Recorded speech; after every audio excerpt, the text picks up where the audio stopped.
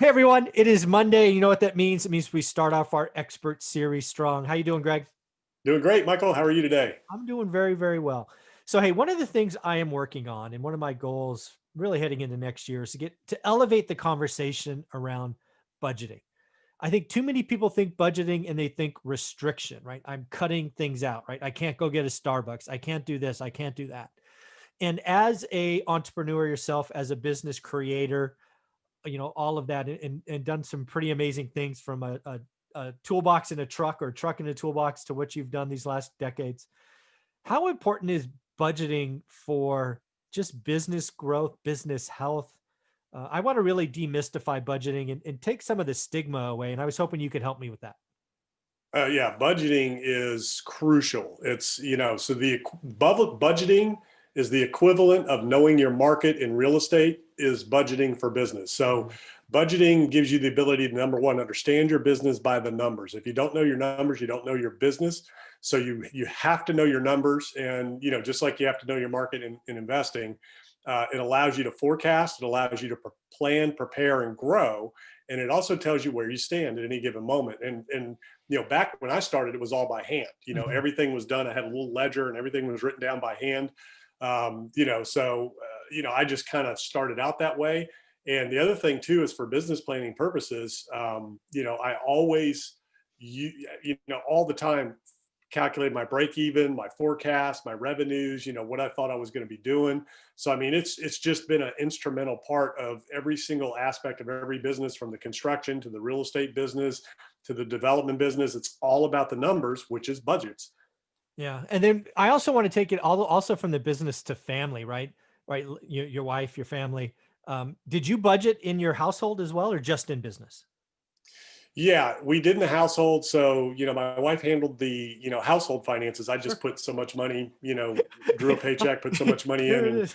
Yeah. yeah, she handled that. And, we did have a budget, and that's where my mindset shifted and changed. So when I became an entrepreneur and I read Rich Dad, Poor Dad and a few other books, my mindset shift became, how can I afford it? Not, I can't afford it. So if I Mm, wanted to do something or wanted something or needed something, it was always about how can I generate the income to afford that. So if I want a new car, I wanted an asset that would pay for it. If I wanted to take a trip, I wanted assets that would pay for it, or investments that would pay for it. A business is an investment. So, and even going back to when we bought our first house, we sat down with the loan officer and we wrote down our budget, yeah. literally by hand on a notepad to make sure we could qualify for the loan. And we were looking at this monthly payment. We were renting a place and we were going to go buy this house. So literally we wrote it all out. And, from that point on, we budgeted everything. And when I started having kids, I went immediately started, life insurance policies and, college funds and, all that kind of stuff. So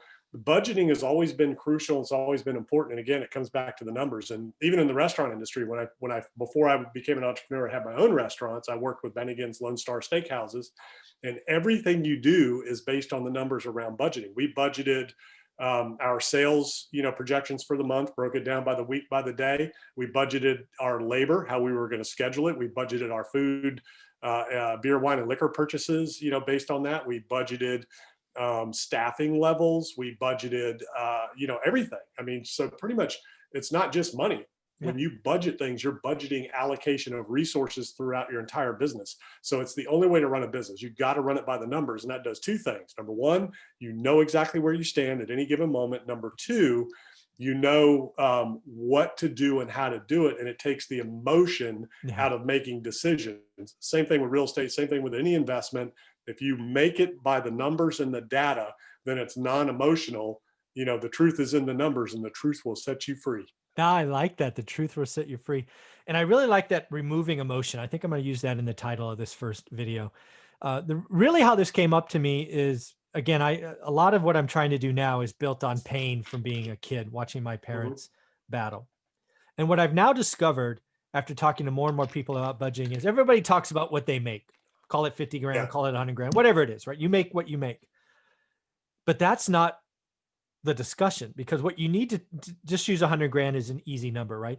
You need to take away housing. Okay. That's 12 grand, a grand a month. You need to take away food, car, blah, blah, blah, blah, blah. Now you're down to, in taxes. Now you're down to, like, I don't know, 20 grand. That's what that's your discretionary money. Because in the rat race, this thing we all live in that earlier example, 80K of the hundred's already spent. That is your financial nut. That is your living expense. That is your lifestyle spend. So you're not budgeting 100. You're really, it's the remaining 20. How much are you going to save? How much is going to be spent? How much, what are the luxuries you want to add to your life or not? That is becoming interesting because my family example, my parents probably were living so close to the edge. They may make, this again is in the 70s and the 80s, so the dollar is different, but they may have only had $100 discretionary every month.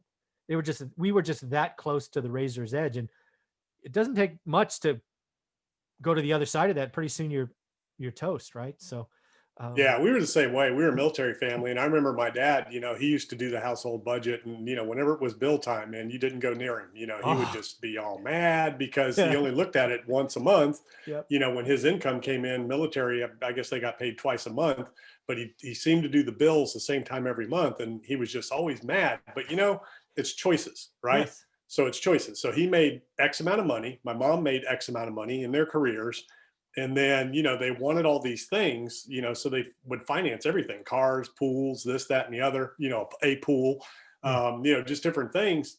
But they didn't invest. They Mhm. never invested.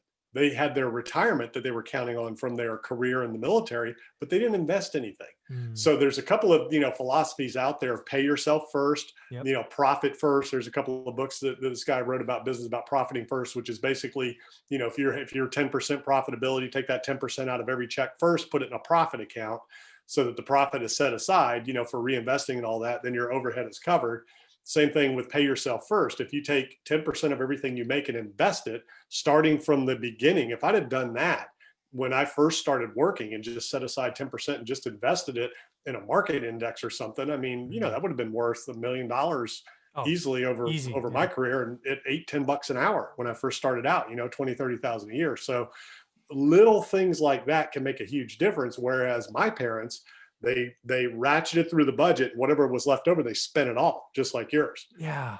That's And that they that didn't try to make any more. Instead of in their spare time, they weren't thinking, how can I make more? How can I afford more? Mhm. They would just go out and just, whatever, lay at the pool all weekend, do whatever. And they never invested in real estate, invested in anything. They just did Mhm. their jobs. They spent their money and they relaxed in their off hours and never did anything to better themselves, improve themselves, or invest. And I don't know, that didn't really resonate with me as a kid, but as an adult, I'm the total opposite. Yeah, you are. You're a machine, man. Much respect. Yeah, that is interesting because again, there's two things that you said that I'm trying to elevate the conversation. That net number, right? My parents had $100, yours were living close to the edge. And the other one's the side hustle, right? How do Mhm. you add these other incomes on top? Because you really have two choices. You can either cut out the expenses to make this number better, or you add on top. But the Yeah. lifestyle creep, I call it the rat race. I think Robert Kiyosaki called it that. It's the rat race is real. It starts the minute you leave school. Hmm. Lifestyle creep, all these things. I want to turn this budgeting conversation into something I think a lot of small businesses are doing today. It's pretty rough out there. I'm curious what advice you would give to someone who really, they were profitable the last decade or 20 years or four generations or whatever it is, but they've been struggling since March and they've been feeding the machine out of probably their personal savings. They're probably, given the spikes in different areas, they're being asked to shut down, at least if they're in California. When do you advise some, restaurant owner or small retail shop to go, you know what? Shut it down, go bankrupt or close it or whatever the right verbiage is, and come back next summer, come back stronger, renew your lease. When is the right time to have that conversation? Yeah, I would say stop. Do not use your savings. Don't do that at all. If the business is not supporting itself, do not put your own money in it. It's time to call the ball and just, shut it down. So obviously you got to negotiate, and I've been there. So this isn't just frivolous. Okay. I've made these choices in business deals that I've been in the past where I had to, force it to shut down. So if you've spent your life building your savings up, you don't want to dig into that. Take advantage of other opportunities out there. And I mean, don't even borrow. Don't borrow to keep it open either. If the Yeah. government is offering forgivable loans, which they did, in the past, and you took advantage of that, that's great. The PPP program, some of the SBA stuff I think was forgivable, or maybe it was just the PPP, not Just the PPP SBA. for salary. Yeah. Yeah.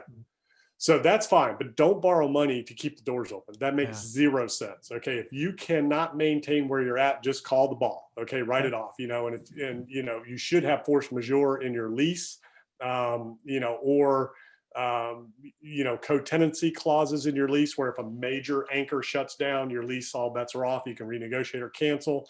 Force majeure is unforeseen acts, and like the coronavirus pandemic that forces you out of business, you no longer have to guarantee that lease. You're not on the hook. So the best thing to do is take what you have and just, shut it down and then reopen later if you can. There's going to be plenty of turnkey locations if you can't reopen in your existing location, but don't dig into your savings to keep it alive, because, the virus or the vaccines are out today. They're starting to distribute, but it's going to be 6 months, maybe even a year before everybody's vaccinated at scale. We can get reopened fully back, like it was before. And there are no guarantees that this is even a fix. We don't know. We don't know. We don't know. Yeah. Who knows? So Unknown side effects. Who knows what could happen, right? yeah. So protect what you've worked for your whole life. Do not let it go away. If you're shut down, just, shut it down, do something else in the interim. And what I mean by something else is there's other things that you can do with your skill set. If you're an entrepreneur, if you're self-employed, you've had your own business, that's a skill. You can teach others. You can go work with others for now. Do whatever it is you can do, but don't dig into your savings to keep a business open right now. Just, especially after the holidays, I think it's going to get even worse for a few months until we get back into the spring and get this virus behind us. So it's just only going to get worse after Christmas. So I just want to make sure I'm clear. So if you are running a business that was wildly profitable for years or decades, and you can break even for the next 6 months, your advice there, is hold on, you're good. But it's when you reach in your personal savings account to pull out that 1,000 or 10,000 or 20,000, you're like, stop it. You built that. Don't do it. Shut down. Exactly. And break even means you can cover your expenses to live, because you don't want to dig into your savings to pay that, when you can go do something else. Good point. Go do something else that earns the income to pay for your living expenses, and you don't have to dig into your savings. So you can always reopen. It'll be easy to reopen. There's going to be a lot of available space out there, potentially even your existing space. And, you just don't want to dig into what you've worked your whole life to put away. Yeah. I just want people to, I really want to make this positive, because that has to be a hard decision. When you've made that decision in the past, your employees are probably your family, it's holiday season. I mean, I get it, right? It's traumatic. But I do want people to hear that I really do think 2021, 22, 23 are going to be much better years. Hopeful. And I think you're right. I think you could actually upgrade your space, mean better location, and probably lower your lease rate in many cases. That ain't a bad thing. No, it's not. And, and it's tough. I mean, it's a very difficult time right now. And, we don't know what the future is going to hold or bring, but we do know that we'll get through it. We'll be on the other side, and things will come roaring back. And if you've got that skill set is valuable in other ways. Yeah. Very cool. Well, I appreciate this. Again, budgeting is important. People need to stop treating it like sacrifice. It is just, you got to run the number. You got to run the family by the numbers. And it's okay to make that tough decision. You have permission. Greg gave you permission. I gave you permission. And then you can have a better location maybe in 6 months or so. I appreciate you, man. Yeah.